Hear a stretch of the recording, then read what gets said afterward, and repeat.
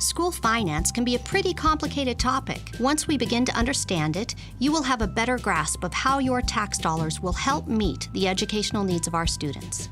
Schools receive their funding from the following sources: local property owners, the state of Arizona, and the federal government. Local and state funding provide about 90% of the funding, and around 10% comes from the federal government. But here's where it starts to get complicated.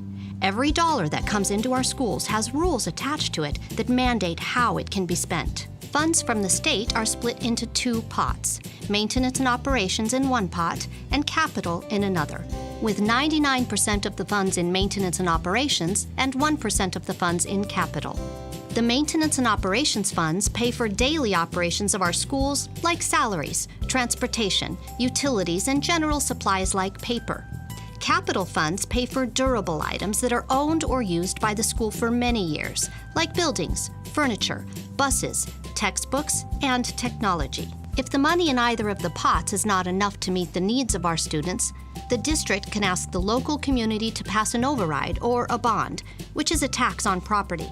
Overrides and bonds are different, and the funds they generate add to the different pots. Bonds are for capital expenses and pay for new school buildings or for maintenance and repair of current buildings, buses, and technology. Our community passed a bond in 2012 to help pay for those items. The upcoming bond election, if approved, would pay for much-needed repairs on all school buildings across the district, renovations to all performing arts centers, and a new elementary and high school in the northern portion of our district where we have seen continuous growth. Overrides are for the maintenance and operations pot, and thanks to our community, an override passed in November 2015, which helped support invaluable resources such as assistant principals, nurses, PE, arts education, reading programs, gifted education, athletics, and extracurricular activities, while also maintaining class sizes. The override also allowed us to bring back free all-day kindergarten and to provide a small salary increase for staff. That is the difference between bonds and overrides. But how does Prop 123 play into all this? Great question. Prop 123 was proposed as a settlement to the inflationary funding lawsuit that was filed by educational institutions from across the valley when the state failed to properly fund education between 2009 through 2012.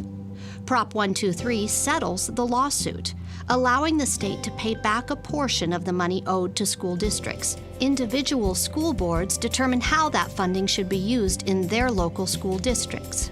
Prop 123 passed in May, and the Peoria Unified Governing Board voted to provide much-needed raises for our highly qualified staff. Does school finance make more sense now? I hope so.